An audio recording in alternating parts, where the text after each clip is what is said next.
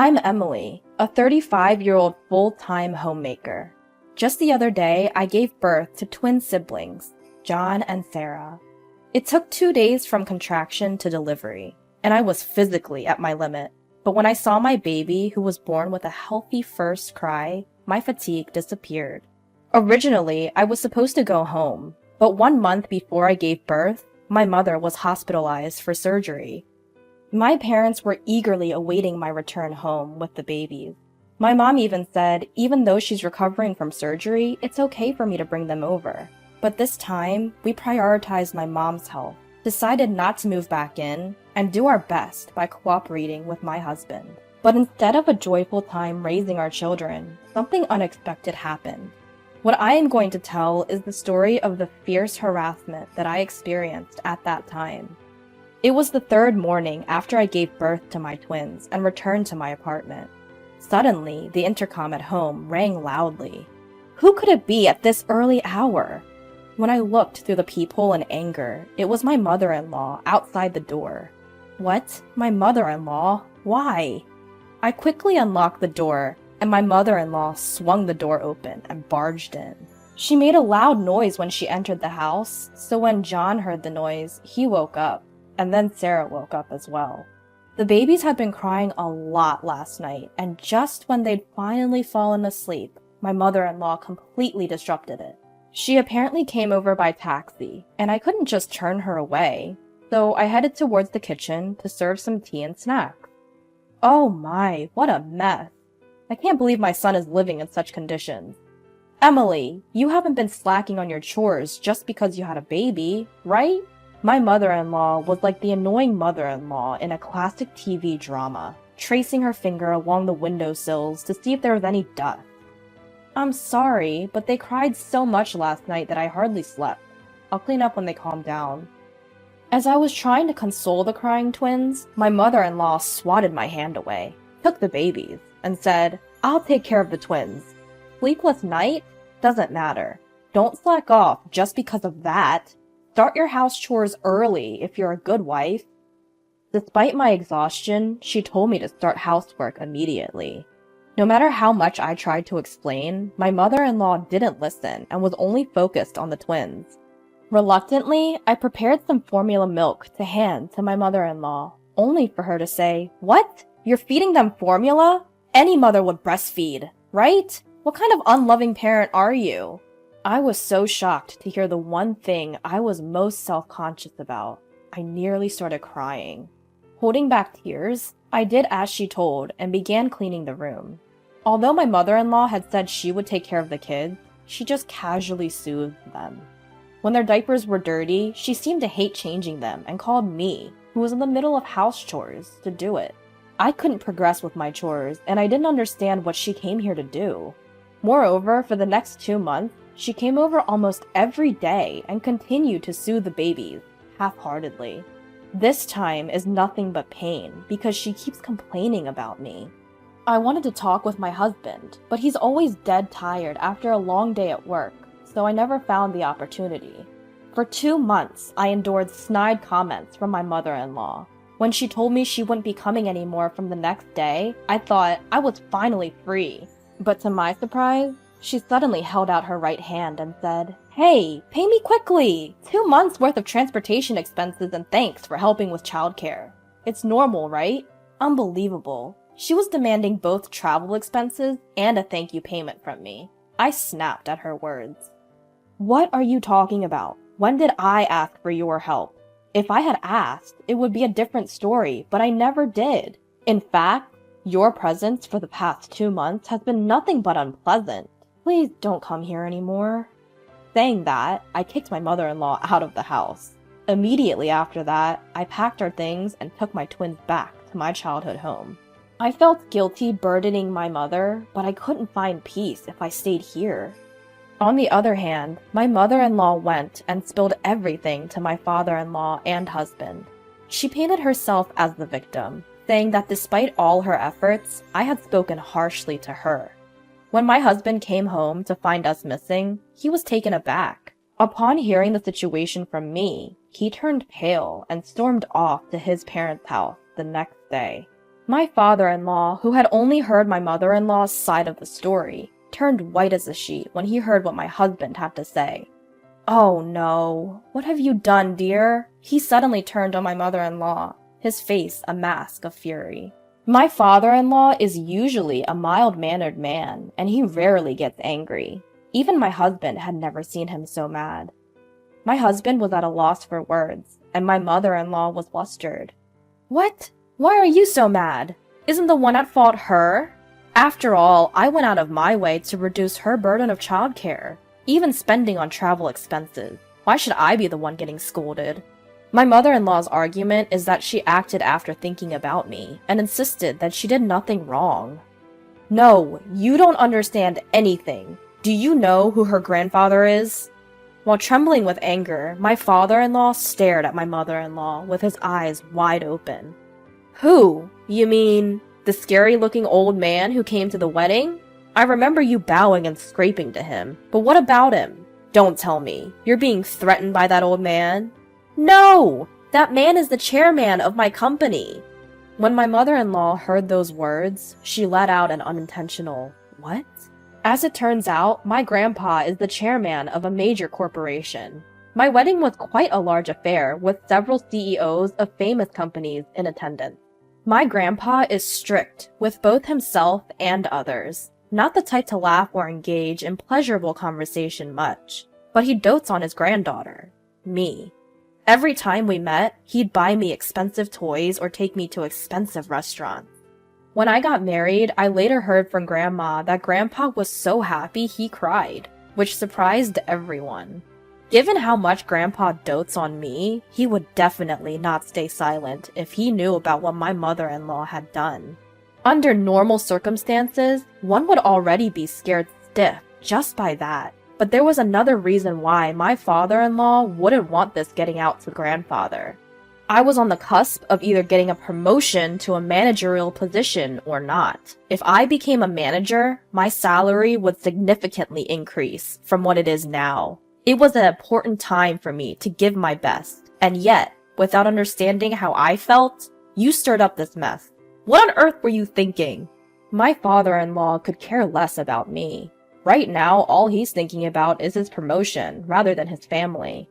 My husband, who knew his father's true intentions, seemed to be deeply disappointed that he didn't think about the twins and me, even though he was his own parent. He said, "Enough is enough. I'm disappointed in my dad who only thinks about himself, and shocked at my mom who's been bullying my wife. Just stay out of our lives." Hearing her son's words of disownment, my mother-in-law rushed towards my husband with an incredible force. "Don't joke around. You're the heir to this family. I won't let you abandon this house. I'm going to go to Emily's place and talk some sense into her. She is our daughter-in-law, after all. She needs to handle the household properly." Upon hearing this, my father-in-law said to his wife, "You're not planning on barging into Emily's parents' house, are you? Don't do anything that rash. I'll lose my chances of a promotion. Don't interfere." Upon hearing these words, my husband left his family home without uttering a word. He came to my parents' house on foot, explained what had happened, and apologized. Her husband's face looked sad rather than angry. "I can't believe my own parents are like this. I'm sorry." In response to my husband, my parents didn't say a word. "Come on, let's eat dinner since you're here," they offered. "That's right, James. You can stay here for the night if you like. Our house is close to your apartment. You can just bring a change of clothes." At first, my husband was hesitant because of the kindness of my parents, but after a long time, he wanted to relax with the twins and decided to stay at my house. It's been a while to have a relaxing time with family. Seeing my husband cuddling our crying twins was quite endearing. When it came time to sleep, the twins were sandwiched between me and my husband. I wished that we could always have such peaceful times. But I knew my mother-in-law would not stay silent.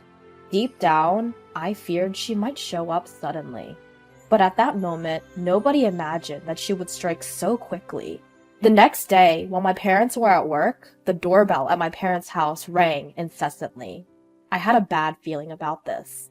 When I peeked at the intercom, to my surprise, my mother-in-law had shown up, unannounced. Open the door! I know you're in there! Give me back my grandchildren! She kept knocking on the door, saying those words. My mother-in-law rang the intercom repeatedly while banging on the door, and the twins were crying so much. I was almost going crazy, but then a person opened the front door for me. Finally, you opened the door! Now quickly hand over the twins to... Wait, who are you? The person who opened the door instead of me was my grandfather. Who do you think you are, banging on someone's door like this? How rude! Whether my grandfather was angry or not, he spoke with a stern voice to my mother-in-law. As expected of my mother-in-law, she looked dumbfounded and couldn't say anything because he spoke to her with such a voice. Wait a minute. You can't be the chairman my husband has mentioned, can you? My mother-in-law, her voice was shaking, asked my grandpa. Huh? Oh, now I remember. Are you James' mother-in-law? I didn't recognize you because you didn't introduce yourself at the wedding. My mother-in-law had been entirely against our marriage. She felt as though she was losing her son she had raised so carefully, and she adamantly refused to attend the wedding. However, the people around her managed to persuade her to attend the wedding, but I heard that she didn't say hello to my relatives at all and just sat in the waiting room with a sullen expression. So it's no wonder my grandpa didn't recognize her. When he realized she was my mother-in-law, my grandpa's face turned even more intimidating, and he stared at my mother-in-law, who was trembling. I had previously told my grandfather everything I had been through. He probably expected my mother-in-law to burst into the house, which is why he had been staying here for a while. Well, the real reason was that he wanted to see the grandchildren I had given birth to. But he hadn't expected such an early assault. I didn't come here to bother you, Emily. I just came to see the twins because you brought them here without telling me. It's cruel not to tell me, isn't it? She insisted that she just came to see the twins and not to harass me. However, I couldn't believe the words of the mother-in-law, who had been banging on the door and pressing the intercom repeatedly, yelling to give back her grandchildren. Is that so? But didn't you tell your granddaughter earlier to return my grandchildren? Since when did they become your possession? Even my mother-in-law couldn't ignore these words, and she argued back. What are you talking about? Those kids are the grandchildren of our family, especially John, who is the heir. They are rightfully our grandchildren, not yours. Yes, the only reason she doted on the twins was because they were the heirs. She also loved Sarah, but John, being the heir, was her favorite. I see. I understand your affection for the twins, but is it right to neglect their mother, who is exhausted after childbirth? You forced your way into her home, which is quite a terrible thing to do, isn't it? My mother-in-law was taken aback by these words and began to look pale again. Wait, you're not going to tell my husband about this, are you? He specifically told me not to come here. I can't let him find out. Even though my father-in-law was strongly advised my mother-in-law not to come here, she came here on her own will. If her husband found out, she might even be got divorce papers, so she begged him to keep her visit a secret. But there was no way he could accommodate such a request. He said to the flustered mother-in-law, "What are you talking about? There's no need to hide anything, especially if there's something to feel guilty about. I'll let your husband know that you came to visit us. Now, be sure to make an appointment next time you come, okay?" Leaving these words behind, he closed the front door. Normally, my mother-in-law would have knocked on the door many times and pressed the intercom many times. But now that the grandpa, who was the chairman, is at home, it seems that this time she went home quietly. She didn't say anything about her abrupt visit to my family's home, but my grandfather later summoned her husband to his office and explained what had happened. Despite having been emphatically told not to go to our home, my father-in-law was visibly angry that his wife had done so anyway. I deeply apologize for my wife's thoughtless actions. I'll make sure she never does anything like this again. He apologized sincerely to my grandfather. My father-in-law was sincerely apologizing to my grandfather. He had to apologize for his promotion. But my grandfather wasn't so naive as to fail to see through my father-in-law's true motives. True, what your wife did is inexcusable. But don't you share some of the blame? You seem to only think about immediate concerns and don't pay much attention to those around you. There's a lot of dissatisfaction with you at the workplace. I can't possibly promote someone like that. In the end, my father-in-law's promotion was taken off the table. Thinking that he couldn't get promoted because of his wife, my father-in-law went home, gave his wife an earful, and slammed down a completed divorce paper on the table before packing his bags and leaving. Until now, my mother-in-law has lived only on my father-in-law's salary, so if he abandons her, she will not be able to live in the future. She tried to persuade him, but it was too late. The damage had been done and was beyond repair. All of this happened because of that woman. She should never have married my beloved James. I can't forgive her. I'll never forgive her. Having lost everything, my mother-in-law went on a rampage and stormed my parents' home. She banged on the door and shouted at the top of her voice, "I've lost everything because of you. If only you weren't here. Give me back my grandchildren. Give me back James." It was already past 9 p.m. It's extremely insane to bang on the door while yelling at a time like this. Unable to endure it any longer, my husband called the police. My mother-in-law was taken to the police station in a squad car. To the very end, he apologized to my parents and my grandfather for causing trouble, but they knew that my husband was not at fault. Feeling relieved that peace had finally returned to our home was a refreshing feeling. Hopefully, no one will bother us anymore. It would be nice to finally live peacefully. It was regrettable that things had turned out this way, but knowing that we could finally focus on raising our kids in peace, I felt a sense of relief. Afterwards, my in-laws divorced. My mother-in-law returned to her parents' home. The home where my mother-in-law was living was in a remote rural area, much like Nebraska, where only a few buses run per day. Without a driver's license, it wouldn't be easy for my mother-in-law to travel here. My mother-in-law, who had been so eager to have her grandchildren all to herself, seemed to be having a hard time living without seeing them. She apparently repeatedly begged my husband to let her see the grandchildren and to make up with me. But my husband, unable to forgive his self-centered mother, blocked her calls. My mother-in-law, who was unable to meet her grandchildren and was cut off from her son, became completely absent-minded. It seems that her parents didn't say anything to sympathize with my mother-in-law. Having truly lost everything, my mother-in-law locked herself in her room, crying tears of regret every day.